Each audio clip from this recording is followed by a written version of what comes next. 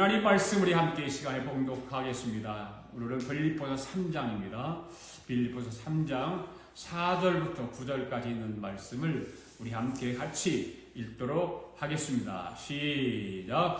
그러나 나도 육체를 신뢰할 만하며 만일 누구든지 다른 이가 육체를 신뢰할 것이 있는 줄 생각하면 나도 더욱 그러하리니 나는 8일 만에 할례를 받고 이스라엘 족속이요 베냐민 지파요 히브리인 중에 히브리인이요 율법으로는 바리새인이요 열심으로는 교리를 박해하고 율법의 의로는 흠이 없는 자라. 그러나 무엇이든지 내게 유익하던 것을 내가 그리스도를 위하여 다 해로 여길 뿐더러 또한 모든 것을 해로 내주 그리스도를 아는 지식에 가장 고상하기 때문이라. 내가 그를 위하여 모든 것을 잃어버리고 배설물로 여김은 그리스도를 얻고 그 안에서 발견되려 함이 내가 가진 의는 율법에서 난 것이 아니요 오직 그리스도를 믿음으로 말미암은 것이니 곧 믿음으로 하나님께로서 난 의라. 아멘. 기도드리겠습니다. 살아계신 하나님 아버지 참으로 감사합니다. 지난 한 주간도 저희들을 주님의 손길로 인도하시고 지켜주셨다가 오늘 거룩하고 복된 주님의 날에 저희들을 주님께서 예비하신 예배 자료로 인도해 주시고 예배자로 세워주시며 주님을 찬양하며 예배하게 하심을 감사드립니다. 오늘도 예배 가운데 그 크신 하나님의 사랑을 느끼면서 예배하는 이 시간 주님의 얼굴을 마주보게 하시고 주님의 음성을 듣게 하시고 주님의 손을 꼭 잡고 함께하는 예배가 되기를 원합니다. 성령님께서 이 시간 인도하여 주시옵소서. 성령이 나타남의 강한 능력으로 우리 가운데 임하게 하여 주시옵소서. 오늘도 저희들을 주님께서 불러 세워주셨사오니 불러주신 주님의 기대에 어긋나지 않도록 복음의 말씀을 잘 배워서 생명 걸고 주님의 일을 감당하는 저희들 되도록 성령님께서 동행하시고 인도하여 주시옵소서. 그래서 복음을 아는 지식으로만 남지 않게 하시고 복음을 바로 알아 남은 생에 하나님과 복음을 위하여 원없이 일할 수 있도록 이 시간 하늘문을 활짝 열고 은혜를 부어 주시옵소서. 오늘 말씀 앞에 서 있는 우리 아가페교회 성도들과 영상으로 예배에 참여한 모든 하나님의 백성들을 성령으로 사로잡아 주시고 한 번밖에 살 수 없는 이 세상을 살아가면서 후회함이 없는 삶을 살아갈 수 있도록 축복하여 주시옵소서. 하나님 오늘도 말씀 가운데 병든 자가 있으면 병든 자를 고쳐주시옵소서. 눌린 자가 있습니까? 자유함을 허락하여 주시고 무거운 짐을 진 자가 있습니까? 무거운 짐을 다 풀어주시기를 원합니다. 하나님 또 기도합니다. 회개하지 못한 자들이 있으니까 회개의 영을 허락하시고 깨닫지 못하는 자들에게는 깨달음의 영도 허락하여 주시고 지혜가 부족한 자들에게는 지혜의 영을 허락하여 주시옵시고 문제를 안고 문부림치는 자들에게는 문제를 해결하는 영으로 성령 하나님께서 이 자리를 채워주셔서 모든 예배자들이 주님 앞에 예배하는 시간이 정말로 실감나고 즐거울 수 있도록 우리를 축복하여 주시옵소서. 감사드리며 예수님의 이름으로 기도하옵나이다. 아멘. 우리 함께 또 앞에 보시고 함께 고백하고 다짐합니다. 시작. 나는 성경에 기록된 하나님의 말씀인 것을 믿습니다. 나는 하나님의 말씀이 살아있는 말씀으로 믿습니다. 나는 하나님의 말씀이 조금도 오류가 없음을 믿습니다. 오늘도 하나님의 말씀을 배우면서 그 말씀을 마음에 깊이 묵상하고 마음에 받아들였고 변화되기를 고백하며 이제 절대로 부패되지 않고 불멸하고 영원한 하나님의 말씀을 듣게 될 것인데 하나님의 말씀을 통하여 반드시 내 삶이 변화될 것을 예수님의 이름으로 고백하며 다짐합니다. 아멘. 예수님이 여러분을 사랑하신 줄 믿습니다. 예수님이 사랑하신다면 아멘. 할렐루야. 오늘도 함께 예배드리게 반갑습니다. 인사합시다. 할렐루야. 오늘 우리가 함께 빌립보서 3장에 있는 말씀을 읽었는데요. 오늘 말씀 보면 바울은 자신은 육체적으로 자랑할 것이 많은 사람이라고 말하고 있습니다. 그러면서 8일 만에 할례를 받았고 이스라엘 사람이고 베냐민 족속이고 히브리인 중에 히브리인이고 율법으로는 바리새파에 속한 바리새인 중에 바리새인이라고 바울이 자기 자신을 말하고 있죠. 그리고 이렇게 어떻게 말을 합니까? 나같이 열심히 있는 사람이 있으면 한번 말해보라는 것입니다. 바울은 모든 히브리 학문을 배웠습니다. 헬라 철학도 누구도 따라올 수 없는 지식을 가졌던 사람이 바로 바울입니다. 그래서 바울은 그런 철학을 배우고 헬라 철학과 모든 학문을 배웠기 때문에 이성적인 생각을 가지고 논리성을 또 요구하면서 이치에 맞는지 맞지 않는지를 생각하다가 그러다 보니까 합리주의를 추구하게 되었고 또 철학적 사고에 푹 빠져 살았던 사람이 바울입니다. 그러다가 헬라 철학에 또 깊이 빠져가지고 감성에 뿌리를 두고 논리를 보다는 현상을 또 현상에 나타나는 느낌을 추구하며 살았던 사람이 바울입니다. 바울은 이런 모든 것에 통달한 사람이 바울입니다. 그런데 여러분, 바울이 이렇게 또 배우고 이렇게 생각하고 이렇게 합리주의에 빠지고 철학에 빠지고 이성에 빠지고 느낌에 빠지고 현상을 추구하며 살았다면 오늘 우리도 마찬가지가 아닌가라고 생각해요. 하나는 철학적 생각을 우리도 가지고 있어요. 하나는 종교적 생각을 우리도 가지고 있지 않습니까? 여러분, 덴마크의 실존주의자 철학자 키에르케고르가 이 모든 것에 통달한 사람인데 이 모든 것을 통달해 보니까 죽음이라는 선을 넘을 수가 없다는 것을 깨닫게 되었습니다. 여러분, 사람 누구나 죽음의 선을 넘을 수가 없습니다. 그렇죠? 누구든지 죽음 앞에서는 어쩔 수 없이 죽음으로 달려가게 되어 있습니다. 사람이 태어날 때는 엄마에 의해서 태어나지만 죽음 앞에서는 누구도 피해 나갈 수 없죠. 그래서 키에르케고르는 철학으로는 죽음을 해결할 수 없다는 사실을 죽기 직전에 그것을 깨닫게 된 것입니다. 그런데 이 키에르케고르가 어릴 때 들었던 복음으로 돌아왔다는 사실이죠. 그래서 어렸을 때의 이 교육이 그래서 중요하다는 거예요. 어렸을 때 복음을 들었고 주일학교 다니면서 하나님 말씀을 공부를 배웠던 사람들은 그가 잠깐 다른 데로 빠졌을지라도 나중에 나이가 들어서 다시 돌아오는 거죠. 그래서 예수 그리스도를 만나게 된 거죠. 그렇기 때문에 키에르케고르는 철학으로 죽음을 해결할 것이 아니라 복음으로 죽음을 해결한 사람이 키에르케고르예요. 그래서 사람들은 철학의 결론은 키에르케고르라고 말하잖아요. 여러분, 공부를 하면서 키에르케고르에 대해서 공부를 해보면 다 이런 것들이 나와 있죠. 그 저서에도 나와 있고. 그런데 이런 모든 사실을 사도 바울이 성경을 통해서 다 말해놓고 있다는 사실입니다. 그리고 키에르케고르가 복음으로 죽음을 해결한 것은 무엇을 통해서 했을까요? 사도 바울이 기록한 서신서를 통해서입니다. 이미 바울을 통해서 이 서신서에 이 기록해 놓았기 때문입니다. 일생 동안 헬라 철학에 빠져 있었는데 자기보다 더 깊이 빠진 사람이 바울이라는 것을 이 키에르케고르가 알게 된 것입니다. 그런데 여러분, 바울은 십자가의 도를 알게 된 이후로부터 이 헬라적인 생각을 뭘로 여겼다고 말하고 있어요? 배설물로 여겼다고 오늘 본문에 기록해 놓지 않았습니까? 그래서 이 키에르케고르가 생각하기를 바울이 자기보다 앞서 이것을 알고 있었다는 사실에 자기가 지금까지 생각해왔던 모든 것이 무너져 버린 거예요. 이거 그러니까 보통 사람이 아니에요. 보통 사람 같으면 바울이 그렇게 했어도 무시해버리고 자기가 지금까지 살아왔던 대로 살아가는데 키에르케고르는 깊이 생각하는 사람인 거죠. 오늘 우리가 생각하는 이 모든 생각들은 바울 사도가 가졌던 생각과 똑같은 것입니다.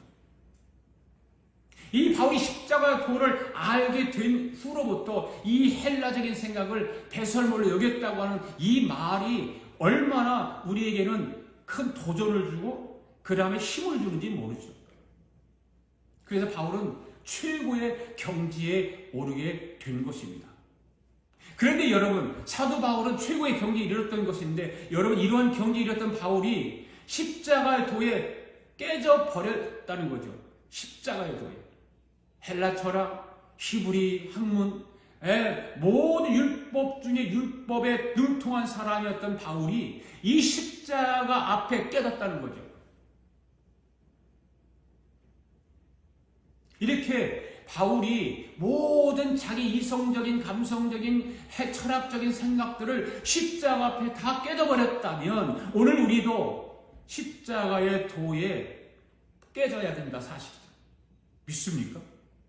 당시 수많은 학문을 가진 학자들이 바울을 인정하지 않았습니까? 다 바울을 인정했어요. 그래서 바울을 향해서 뭐라고 말하죠? 바울아, 네가 미쳤도다. 네 많은 학문이 너를 미치게 했다라고 말하고 있는 거예요.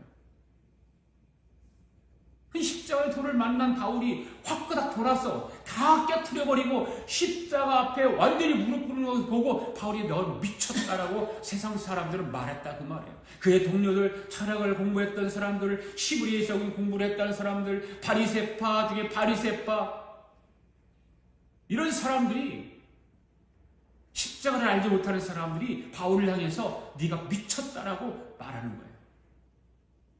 여러분, 바울은 다시 말하지만 히브리 학문과 헬라 학문을 모든 것을 통달한 사람이 바울이에요. 이 세상 어떤 학자들도 이 바울을 따라갈 사람이 없다, 그 말이에요. 여러분, 바울이 어떤 사람이었는지 다시 한번 말씀 한번 우리가 볼까요? 오늘 빌립보서 3장의 말씀을 읽었는데 4절부터 9절까지 다시 한번 읽어봅시다. 잘 보세요. 잘 읽어보세요. 시작. 그러나 나도 육체를 신뢰할 만하며 만일 누구든지 다른 이가 육체를 신뢰할 것이 있는 줄을 생각하면 나는 더욱 그러하니라. 나는 8일 만에 할례를 받고 이스라엘 족속이요 베냐민 지파요 히브리인 중에 히브리인이요 율법으로는 바리새인이요 열심으로는 교의를 박해하고 율법으로는 흠이 없는 자라. 그러나 무엇인지 내게 유익하던 것을 내가 그리스도를 위해서 다 해로 여길 뿐더러 또한 모든 것을 해로 여김은 내 주 그리스도 예수를 아는 짓이 가장 고상하기 때문이라. 내가 그를 위하여 모든 것을 잃어버리고 배설물로 여김은 그리스도를 얻고 그 안에서 발견되려 함이니 내가 가진 의는 율법에서 난 것이 아니요 오직 그리스도를 믿음으로 말미암은 것이니 곧 믿음으로 하나님께로부터 난 의라. 할렐루야. 여러분, 이 말씀 보시면 바울이 지금 누구를 말하고 있죠? 자기 자신을 말하고 있습니다. 그렇죠? 율법으로 자기보다 완전한 자가 있으면 한번 나와봐, 이거예요. 이 세상에 많은 학자들 한번 나와봐라. 여러분, 바울보다 율법으로 완전한 자가 있을까요? 없습니다. 앞으로도 아마 없을 것입니다. 그런데 여러분, 그렇게 자기를 자랑하고 뽐냈던 자가 십자가의 도를 알고 난 이후로 이 모든 것이 내게 유익하지만 내가 예수님을 위해서 잃어버리고 배설물로 여겼다, 이렇게 말하고 있는 거 아닙니까? 오늘 우리는 어떻습니까? 모든 것이 내가 다 유익한 것들이에요. 내가 가진 것들이 여기 유익한 것들입니다. 내가 추구하는 것들이 다 유익한 것, 내게 유익한 것들입니다. 그런데 예수님을 위해서 과연 잃어버렸는가? 예수님을 위해서 배설물로 여겨 살았는가? 한번 생각해 보아야 합니다. 여러분, 바울이 자신의 육체에 유익했던 모든 것을 해로 여기고 배설물로 여긴 것이 무엇 때문일까요? 바로 복음 때문이 아닙니까? 복음. 오늘 그래서 복음을 아는 두 번째 말씀인데요.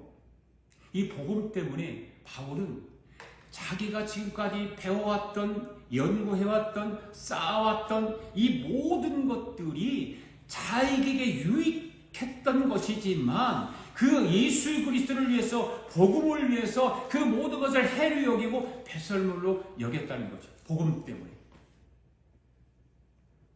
오늘 저와 여러분들의 생각 속에 이성적 사고, 또 합리적 사고, 감성을 가지고 더 좋은 행복을 찾아보려고 열심히 살아가잖아요. 그런데 복음을 알지 못하면 죽었다 깨나도 여기에서 빠져나오지 못한다는 것을 알아야 합니다. 많은 사람들이 세계를 여행을 다니고 이곳저곳 다니면서 행복을 찾아서 그것이 행복해지는 것으로 생각을 하고 다닙니다.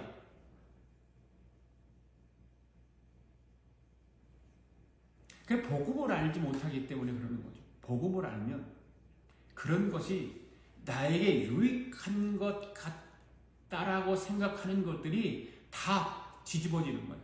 거기서 바뀌어지는 거예요.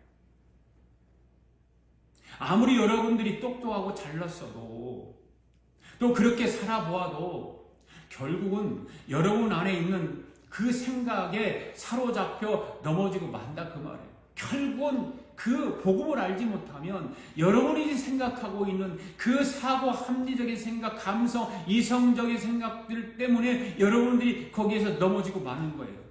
그런데 키에르케고르도 그렇게 말을 하는 것입니다. 인간의 마지막은 죽음인데 이렇게 살아보았자 헛방이라고 말을 하고 있는 거예요. 그래서 키에르케고르는 이렇게 말해요. 한번 같이 읽어볼까요? 시작. 내가 죽어 관 속에 들어가게 될 텐데 누가 나를 그 관 속에서 꺼내줄 사람이 있는가? 이 말을 잘 해석을 하시고 잘 들으셔야 돼요. 여러분, 키에르케고르는 이러한 일생 동안 이런 질문을 하면서 고민을 해왔던 사람입니다. 그런데 여러분 이미 복음을 말하고 있습니다. 우리가 죽어서 관 속에 들어가게 되면 시커먼 죽음의 사자가 나와서 나오라고 부르죠. 그러나 관 속에 들어있는 육신은 나가지 못합니다. 나갈 수 없습니다. 육체 속에 있는 영혼을 향해서 나오라는 거죠. 그래서 싹 빠져나갑니다. 그러다 보니까 시커먼 것이 기다립니다. 뭐예요? 사단이죠. 원수마귀. 사단이 가자고 합니다. 어디로 가요? 너를 위해서 예비한 곳이 있으니 가자고 합니다. 그리고 어디로 데려갑니까? 지옥으로 데려가는 거예요. 지옥 앞에 서서 나는 갈 수 없다고 안 간다고 몸부림을 쳐봅니다. 발광을 해봅니다. 그러나 필요 없다고 하면서 끌고 갑니다. 그때 사람들은 후회합니다. 누가복음 16장 있는 말씀 한번 읽어볼까요? 누가복음 16장 시작. 너는 살았을 때에 좋은 것을 받았고 나사로는 고난을 받았으니 이것을 기억하라. 이제 그는 여기서 위로를 받고 너는 괴로움을 받느니라.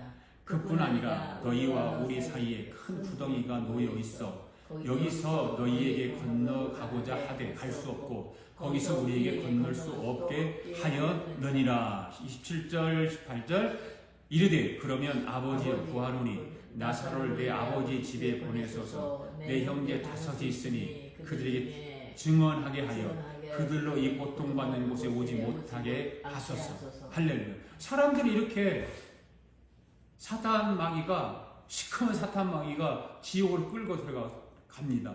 근데 그때 가서 뭐 하는 거예요? 후회한다는 거죠. 진작에 신앙생활 잘 할 걸 후회한다는 것입니다. 진작에 예수 믿을 걸 후회한다는 것입니다. 오늘 누가복음 16장 말씀에서 그렇게 얘기하는 거예요. 그런데 여러분, 한번 지옥불에 던져지면 끝인 것입니다. 한 번만 기회를 달라고 애원을 해봐도 소용이 없습니다. 이미 너에게 수많은 시간을 주었지 않느냐? 내가 그렇게 너에게 그렇게 말했고 그렇게 전달을 했고 그렇게 가르쳐줬는데도 그동안 무엇을 했는가라고 할 것입니다. 너는 수도 없이 말씀을 들었지 않느냐? 그때 말씀을 들을 때 너는 비웃었고 조롱하지 않았느냐? 말씀을 들을 때 정신 차려서 듣지 않고 졸기도 하고 때로는 핸드폰 하고 장난치기도 하고 놀기도 하고 다른 이야기 하지 않았느냐라고 한다는 거죠. 그렇게 많은 기회를 주었기 때문에 이제 너에게는 더 이상 교회가 없어 하고 말할 것입니다. 그리고 네가 갈 곳은 어두운 곳밖에 없어. 어두운 곳밖에 없어. 이러한 사실을 키에르케고르가 언제 알았다고요? 죽음 직전에 알았다는 거죠. 죽음 직전에. 오늘 저와 여러분들은 분명하게 기억해야 할 줄 믿습니다. 오늘 저와 여러분도 언젠가는 분명하게 죽음을 맞이해서 관 속에 들어가게 되기 때문입니다. 그 언젠가는 오늘이 될지 내일이 될지 모레가 될지 1년 후가 될지 10년 후가 될지 50년 후가 될지 모르는 것입니다. 죽음을 당하지 않을 사람은 한 사람도 없습니다. 100%, 100%다 죽음을 맞이하게 되는 것입니다. 오늘 우리 아가페교회 성도들 영상으로 예배에 참여한 여러분들은 시커먼 마귀 사탄이 내려와서 데려감을 당하지 않게 되기를 바랍니다. 한 흰옷을 입은 천사가 와서 나와라 내 손을 잡자 하고 내가 준비한 황금마차를 타고 너를 위하여 예비한 천국으로 가자고 천국으로 데려감을 당하는 성도들이 되기를 바랍니다. 한 사람도 빠짐없이 100%다 거룩한 성 새 예루살렘 천국에 들어갈 수 있기를 바랍니다. 할렐루야. 오늘 여러분 가운데 한 사람이라도 이 복음을 놓쳐버리면 이 책임을 일부분은 내가 져야 하기 때문에 꼭 황금마차를 타고 주께서 예비한 거룩한 성 새 예루살렘에 들어가야 하는 것입니다. 여러분 중에 한 사람에도 거룩한 성 새 예루살렘에 들어가지 못하는 사람이 생긴다면 주님께서 나에게도 책임을 물을 거예요. 너 설교 잘못했잖아. 네가 설교 잘못해서 다른 사람이 영혼을 죽였잖아. 다른 사람을 구원받지 못하게 했잖아. 라고 나에게도 책망을 돌릴 것입니다. 여러분, 오늘 말씀을 전하는 저도 하나님 앞에서 저 혼나지 않도록 꼭 복음을 붙잡고 거룩한 성 새 예루살렘을 향해 달려가는 복된 성도들이 되기를 바랍니다. 할렐루야. 그렇다면 복음이란 무엇일까요? 첫째로 하나님의 살아계심을 믿는 것입니다. 아멘.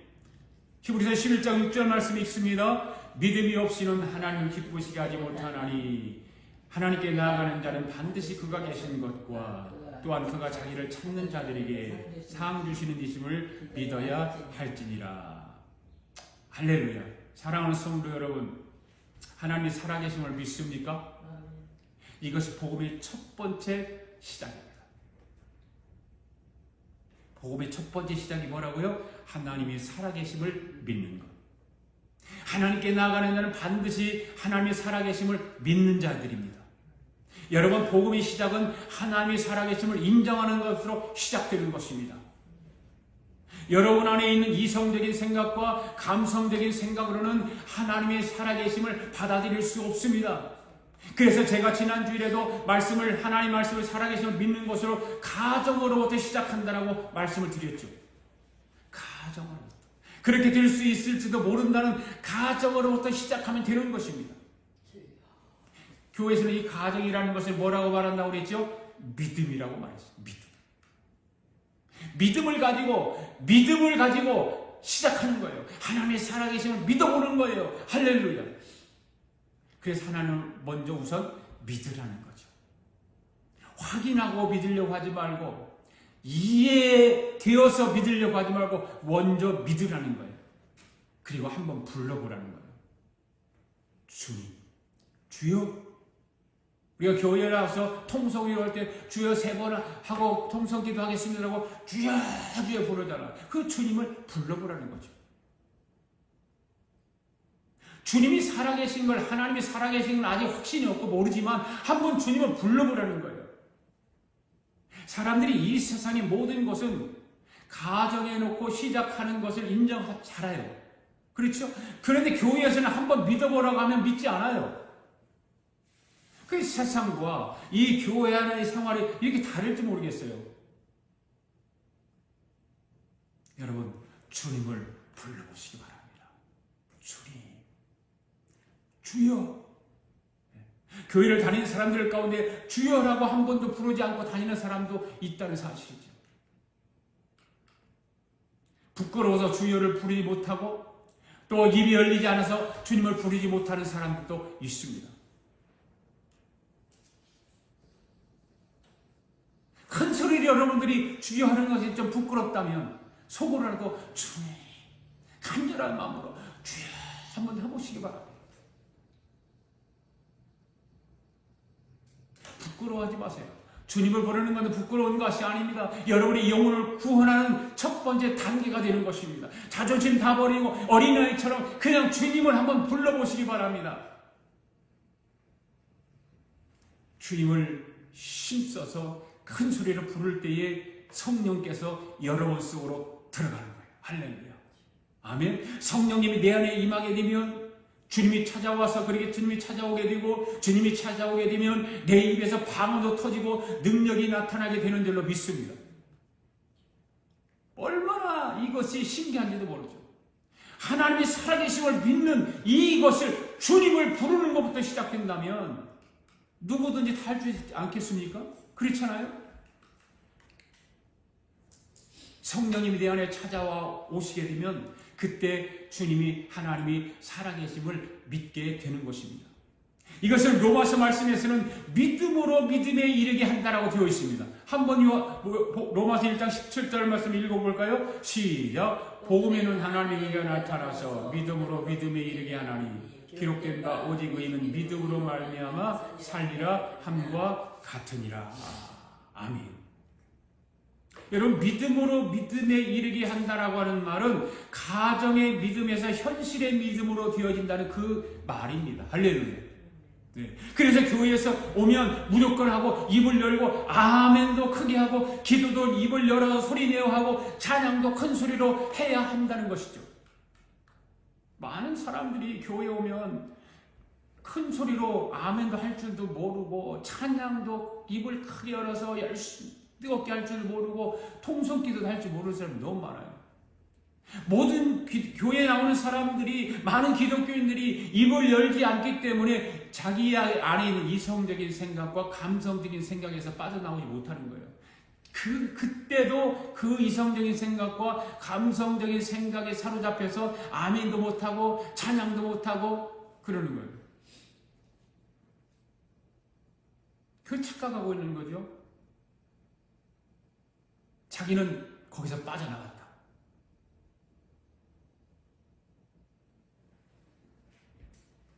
그리고 누가 물어보면 자기는 기독교인이라고 말합니다. 여러분, 솔직하게 여러분의 생각과 싸움에서 이기고 있습니까?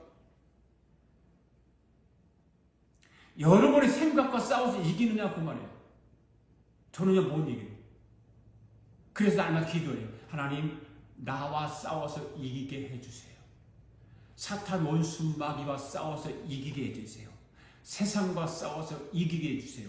그 중에 제일 힘든 것이 나와의 싸움이에요. 내 생각과 싸움이에요. 참 힘들어요.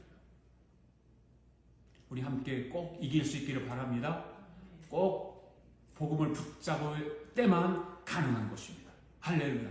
두 번째, 복음의 두 번째 단계는 살아계신 하나님이 천지를 창조하신 것을 믿는 것입니다. 로마서 11장 36절 읽습니다. 시작. 이는 만물이 주에게서 나오고 주로 말미암고 주에게로 돌아갑니다.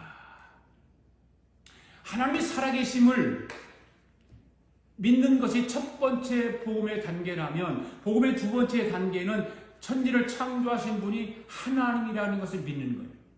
아멘. 그런데 창조의 사건을 우리 이성으로, 우리 합리적인 생각으로 생각해 봐도 믿어지지가 않습니다. 그렇죠? 안 믿어져요.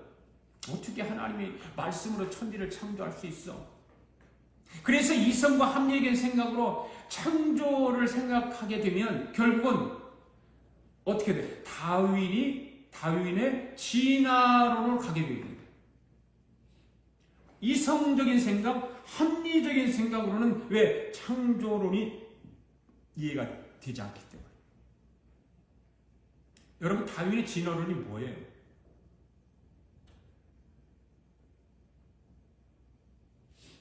다윈의 진화론이라는 것은 태초에 우주 공간에 가스들이 막 굴러다니는데 그 중에 그리고 뭉쳐 다니다가 어느 날 그 가스들이 충돌을 일으켜요.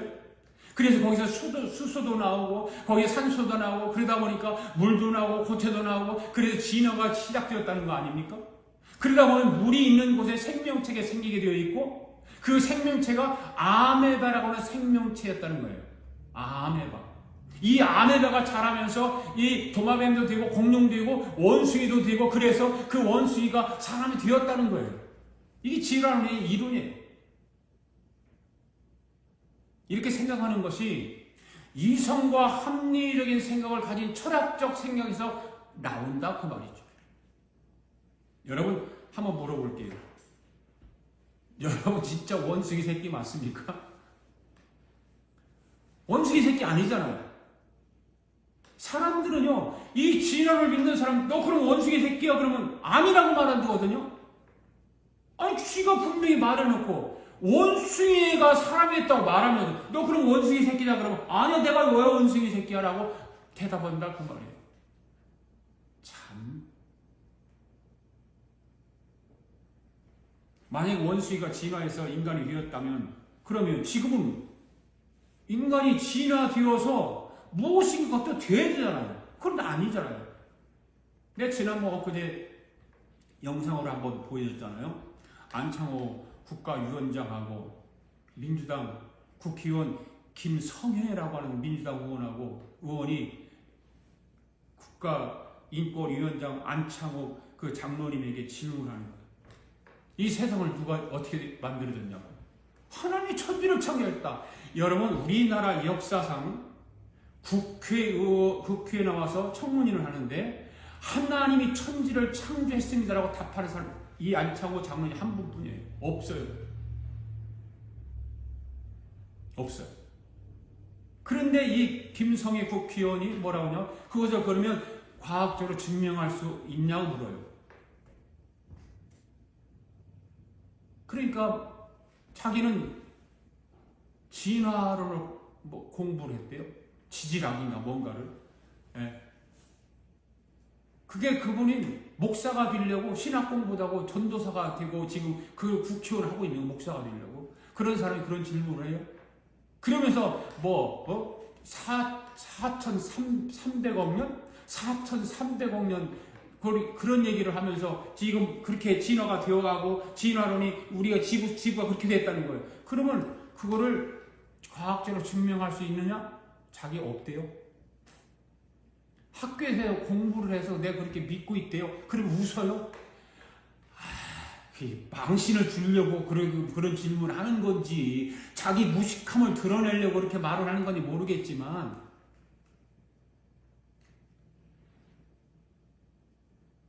이 모든 세상이 진화가 되었다라고 말하는 그 진화론자의 말들은 허구라고 말해요. 허구.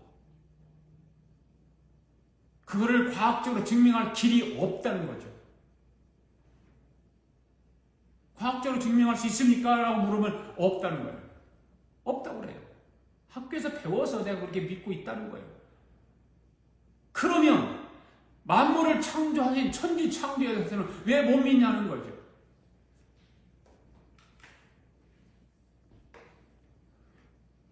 천지 창조에 대해서는 학교에서 공부를 안 가르치면서 이 진화론을 학교에서 가르치겠다는 사실에 대해서 개탄하지 않을 수 없는 거예요. 여러분 미국이 청기도 시대에는 진화론을 아예 가르치지 못하게 했잖아요. 그런데 지금은 이 두 가지를 다 가르치면서 학생들을 하여금 선택하도록 만들어놨어요. 그게 정상이지 않습니까? 왜 한쪽은 폐기시켜버리고 한쪽만 가르치냐고 말이에요. 두 가지를 다 가르치게 만들어야 그게 정상이죠. 차별하는 거 아닙니까? 그게 차별. 요즘 사람들이 차별금지법 해가지고 난리가 나요. 한국에 계신 분들은 여러분 어저께 주일날 오후 2시에 광화문에서 차별금지법 반대한다고 100만 명이 모였대잖아요. 100만 명. 우리나라도 30년 전에 이 두 가지를 다 가르쳤어요. 그런데 여러분 지금은 아예 창조에 대해서는 가르치지 못하게 해요. 아주 못된 사람들이죠. 이것이 다 어디에 의해서? 전교제에 의해서 잘못 가르치고 있는 거예요. 그러면 안 되는 것입니다. 하나님이 천지를 만물을 창조했다는 것을 믿는 것이 복음의 두 번째입니다. 세 번째, 복음의 세 번째 단계는 천지를 창조하신 하나님이 사람으로 오셨다는 것을 믿는 것입니다. 그 사람이 누구예요? 바로 예수님이죠. 여러분, 천지를 창조하신 하나님이 예수님으로 이 땅에 오셨다는 사실을 여러분의 이성으로, 여러분의 합리적인 생각으로, 또한 여러분의 종교적인 생각으로 이해갈까요? 안 가죠. 믿음이 없이는 불가능해요. 그러면 이미 우리 인간이 이런 생각에 푹 빠져있기 때문에 이런 복음을 듣게 되면 내 안에 있는 그런 생각들, 이성적인 생각, 합리적인 생각, 철학적인 생각, 종교적인 생각들이 이것에 대해서 반응을 거부하게 만들어요. 거부 반응을 일으키게 만들죠. 거부하게 만드는 거예요. 그러니까 지금 저와 여러분 안에 이 복음을 받아들이기 위해서 어떻게 해야 되냐면, 여러분 안에 있는 이성과 합리적인 생각과 종교적인 생각과 이런 것을 다 깨트리는 거예요. 깨트리는 거예요. 지워버려야 돼요. 없애야 돼요. 그거를 지우지 않고 깨트리지 않으면 예수님이 들어갈 곳이 없는 곳입니다. 할렐루야. 그래서 바울은 말하기를 이성적인 생각과 합리적인 생각과 종교적인 생각을 가지고 있으면 복음이 들어갈 곳이 없다라고 말하고 있는 것입니다. 그러면 어떻게 해야 될까요?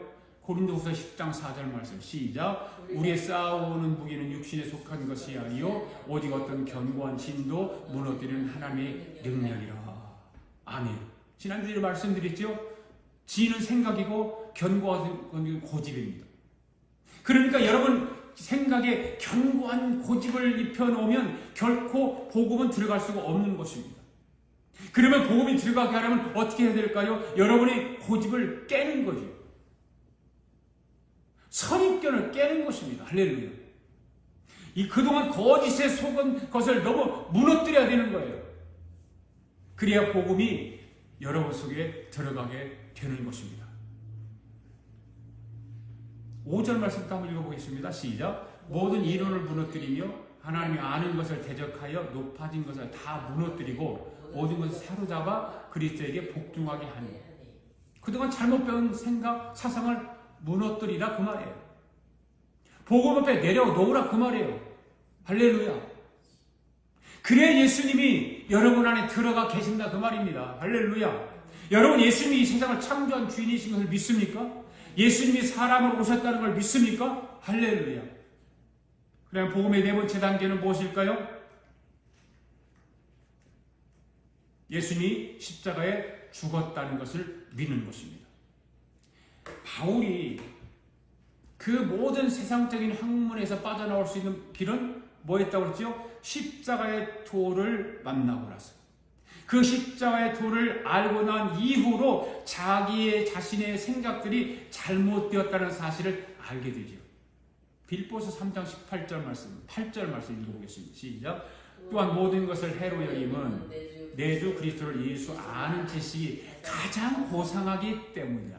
내가 그를 위하여 모든 걸 잃어버리고 배설물로 여김은 그리스도를 얻고. 참, 이 말씀 잘 보세요.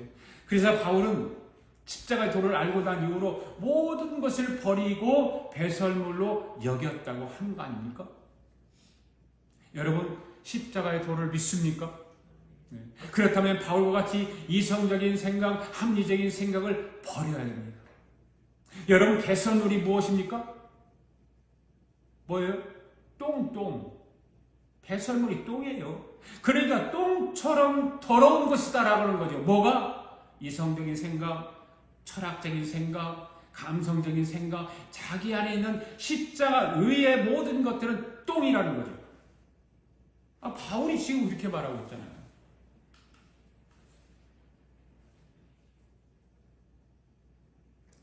그래야 십자가의 도를 만날 수 있는 것입니다. 이성, 합리적, 논리적 생각, 철학적 생각, 감성적이고 황홀한 생각들, 이런 것들을 버리면 사람이 어떻게 살 수 있을까요? 그리고 말하는 사람이 있겠죠.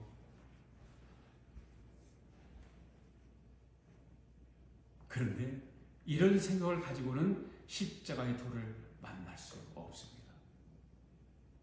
이 십자가의 도를 만나게 되면 모든 문제가 해결됩니다. 뭐가 해결될까요? 죄의 문제가 해결되고 그 다음엔 죽음의 문제가 해결되는 것입니다. 아멘. 제가 지난 주일에 말씀을 드릴 때 예수님이 이 땅에 오신 것은 하나님과 계약서를 쓰고 오셨다고 말씀드렸지 않습니까? 여러분이 죽음의 문제가 해결되고 죄의 문제가 해결되어 예수님이 여러분 안에 들어 계시면 나면 여러분 입에서 튀어나오는 그 말은 성령께서 하시는 말인 줄 믿습니다. 그냥 내 안에 있는 이런 모든 그 세상적인 생각들을 통해서 성령님이 내가 말하게 하는 것이 아니라 내가 뭐 그런 것들을 버리고 십자가의 도를 만나야 죄의 문제가 해결되고 죽음의 문제가 해결되어야 내 안에서 하는 말들이 내가 하는 말이 아니라 성령께서 하게 하신다 그 말이에요. 할렐루야. 왜 그렇습니까? 성령님이 여러분 안에 들어가 계시기 때문입니다. 이 십자가의 도가 임하고 성령님이 내 안에 계시면 결국 저와 여러분은 새 예루살렘에 이르게 되는 줄로 믿습니다. 여러분 모든 것은 어디서 끝이 납니까? 거룩한 성 새 예루살렘에서 끝나는 것입니다. 모든 시간이 거기서 끝나는 것입니다. 모든 계절도 거기서 끝나는 것입니다. 모든 변화도 거기서 끝이 나는 것입니다. 이곳이 어디라고요? 거룩한 성 새 예루살렘, 바로 새 하늘과 새 땅입니다. 그러면 우리는 어떤 모습으로 그곳에 들어갈 수 있을까요? 이 복음은 새 하늘과 새 땅, 거룩한 성 새 예루살렘까지 이르게 하는 것이 바로 복음이에요. 거기서 중단되면 복음이 아니에요. 거기까지 가야 복음인 거예요. 여러분 거룩한 성 새 예루살렘 위에 올라서시기 바랍니다. 그러기 위해서 십자가의 도에 이르러야 되는 것입니다. 십자가의 도를 모르면 거룩한 성 새 예루살렘이 보이지 않습니다. 그리고 자기 꾀로부터 나올 수가 없는 것입니다. 자기 생각으로부터 탈출할 수가 없는 것입니다. 그래서 성경은 누구든지 나를 따라오려거든 자기를 부인하라고 말씀하고 있는 거예요. 주님이 자기를 부인하라고 해서 내가 부인이 되어질까요? 내 자아가 죽어질까요? 불가능하죠. 그렇지만 십자가의 도가 내게 임하게 되면 내 안에 있는 자아가 깨지게 되는 줄로 믿습니다. 십자가의 도를 깨닫게 되면 내가 얼마나 많이 내 자신에게 속고 살았다는 것을 알게 되는 것입니다. 내가 인생을 잘못 살았음을 알게 되고 내 신세가 차량하다는 것을 알게 되는 것입니다. 사랑하는 성도 여러분, 꼭 십자가의 도를 붙잡으시기를 바랍니다. 오늘 다섯 번째 복음입니다. 예수님의 부활을 믿는 것이 다섯 번째 복음입니다. 요한복음 11장 25절 26절 같이 읽습니다. 시작. 예수께서 이르시되 나는 부활이요 생명이니 나를 믿는 자는 죽어도 살겠고 무릇 살아서 나를 믿는 자는 영원히 죽지 아니하리니 이것을 네가 믿느냐? 여러분 이것을 믿습니까? 네. 여기까지 믿어야 복음을 아는 거예요. 이 다섯 가지 복음에 대한 것은 죽을 때까지 잊어버리지 말아야 되는 거예요. 사랑하는 성도 여러분, 예수님께서 3일 만에 부활하셨습니다. 그런데 예수님께서 십자가에 달려 돌아가셨다가 3일 만에 부활하신 것이 저와 여러분과 무슨 상관이 있을까요? 여러분 잘 들으시기 바랍니다. 예수님 부활과 저와 여러분은 보통 관계가 있는 것이 아닙니다. 보통 관계가 아니에요. 여러분이 교회 다니면서 교회에서 직분을 가지고 헌신을 하면서도 부활 소망에 대해서 알고 믿음이 있는지 모르지만 잘 들어보라 그 말이에요. 이 부활 신앙에 대해 희미한 사람들이 많거든요. 부활 소망이 있는 사람은 이 땅에서 그냥 적당히 이렇게 살아가지 않죠. 왜? 부활 소망이 확신하기 때문에. 여러분 한번 확인차 물어보겠습니다. 예수님께 십자가에 돌아가셨다가 3일 만에 부활하셨다는 사실을 믿습니까? 할렐루야. 여러분 예수를 믿지 않은 토인비가 이런 말을 했어요. 한번 봅시다. 같이 한번 읽어볼까요? 시작. 예수가 3일 만에 부활하는 것은 인간의 이성이나 합리적인 역사 철학으로도 가능하다.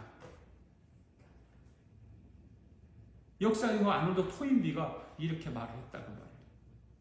그런데 하물며 예수 믿는 사람들 가운데도 예수님의 부활을 믿지 않는 사람들이 있다는 사실이에요. 철학으로도 합리적인 것으로도 철학으로도 가능하다잖아요. 그만큼 역사적인 거예요. 예수님의 부활은요 그냥 만들어내는 것이 아니에요. 기절했다가 깨어나는 것이 아니에요. 어떤 신학교는 예수님 부활을 기절했다가 깨어났다고 가르치는 신학교도 있어요. 마귀 신학교죠. 마귀 신학교. 여러분, 예수님의 부활은 엄청난 증거들이 많이 있습니다. 그런데 이런 역사적 사건들에 대해서 설명을 들어보지도 않고 믿어질 수 있는 것은 뭐예요? 내 안에 성령이 오시면 쉽게 믿어지게 되는 것입니다. 할렐루야. 그래서 성령님이 모셔드려야 되죠? 그렇죠? 성령님만 모셔드리면 믿어지게 되어 있습니다. 성령이 내 안에 들어오게 되면 예수님의 부활은 저절로 믿어지는 것입니다. 다시 한번 볼까요? 여러분, 예수님의 부활을 믿습니까? 그러면 예수님의 부활과 내가 어떤 관계가 있는가라고 하는 거예요.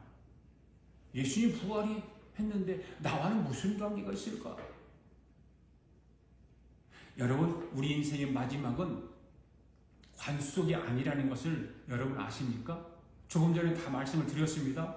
예수님 믿지 않는 사람들은 유황불이 펄펄 끓는 지옥으로 갑니다. 육체는 가는 건 영혼이 가는 거죠.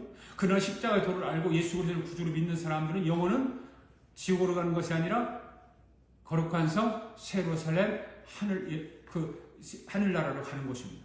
그런데 거기서 영혼이 사는 것이 아니라고 부활에 대한 말씀을 드릴 때 내가 계속해서 말씀을 드리는 거예요.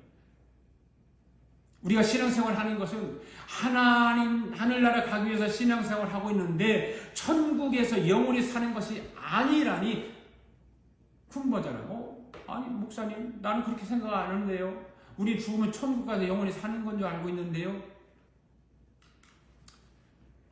그런데 여러분, 우리 죽으면 일단 하늘나라 가기로 가요. 그래서 거기서 살다가 주님이 지금 하늘나라에 계시잖아요. 하나님 우편에 앉아 계시다고 그랬잖아요. 그런데 주님이 지금 하늘나라에 우편에 앉아 계세요. 그런데 주님이 다시 이 땅에 오실 날이 있죠. 재림하고 하여서 오실 날이 있죠. 그때 재림주로 오실 때에 하늘나라에 살고 있는 자들을 영혼을 데리고 이 땅으로 데려온다고 그랬어요. 왜 하늘나라에 있는 자들을 데려올까요? 죽어있는 육체들을 부활시키기 위해서 데리고 오는 거예요. 아멘? 믿습니까? 이것을 믿는 것이 이게 얼마나 놀라운 믿음인지 몰라요. 얼마나 큰 믿음인지 모른다는 거예요. 그러니까 우리가 죽으면 영과 육이 분리되어서 영혼은 하늘나라, 육체는 땅에 분리되어 있다가 부활하신 주님이 다시 오실 때 영혼을 데리고 와서 육체를 부활시켜 다시 데리고 가는 거예요. 여기까지 다 가야 되는 거니까. 그것이 어디라고요? 거룩한 성 예루살렘인 것입니다. 할렐루야. 이것이 마지막 구원이에요. 데살로니가서 4장 3절 13절 말씀을 읽어볼까요? 시작. 형제들아, 자는 자들에 관하여 너희가 알지 못함을 우리가 원하지 아니하노니 이는 소망 없는 다른 이와 같이 슬퍼하지 않게 하려 합니다.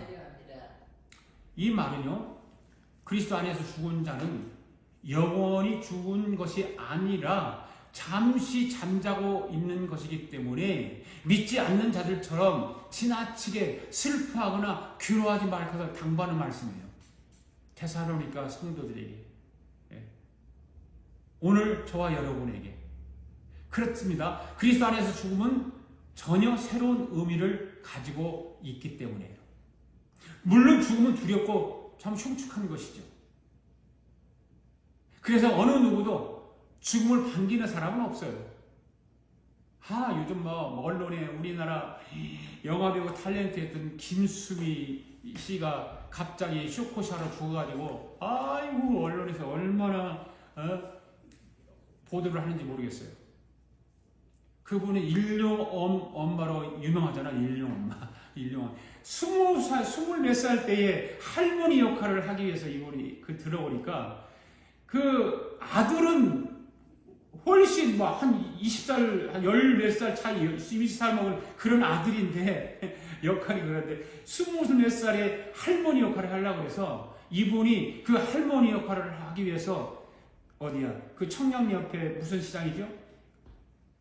그 시장에 가서 할머니들 장사하는 데 가서 할머니들이 어떻게 말을 하고 어떻게 활동을 하고 어떻게 행동을 하는가를 매일매일 가서 연구했대요.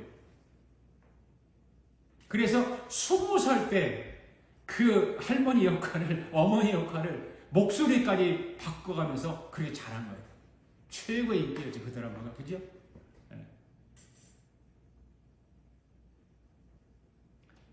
그만큼 죽음은 사람에게 두려움의 대상이고 할 수만 있다면 누구든지 피하고 싶은 마음이겠죠. 그런데 이분도 어쩔 수 없이 하나님 부르시니까 하늘나라 간 거죠. 죽음은 모든 것이 끝이라는 거죠. 모든 사랑과 영원한 이별이고 모든 사물과도 영원히 단절을 의미하기 때문인 것입니다. 그래 죽음은 싫은 것입니다. 그러나 분명히 오늘 저와 여러분이 알아야 될 것은 그리스도 안에서 이 영원한 이별은 잠깐의 기다림으로 바뀌는 거예요. 왜일까요? 그것은 그리스도께서 죽으셨지만 다시금 부활한 것처럼 그를 믿는 우리 모든 성도들 역시 죽을 수밖에 없었으나 그리스도께서 오실 때 다시 부활할 것이기 때문인 것입니다. 할렐루야.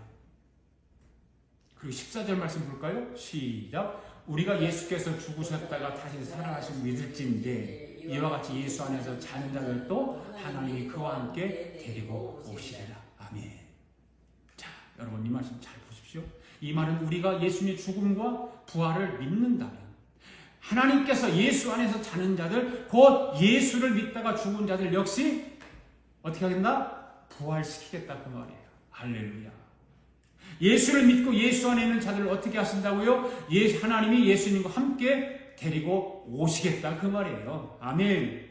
사랑하는 성도 여러분, 이것이 복음입니다.